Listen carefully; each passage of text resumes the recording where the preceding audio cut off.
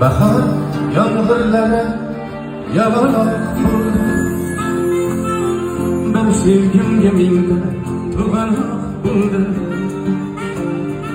Yigit gururumni topmagan qizning bolasi bir shirin qizaloq bo'ldi.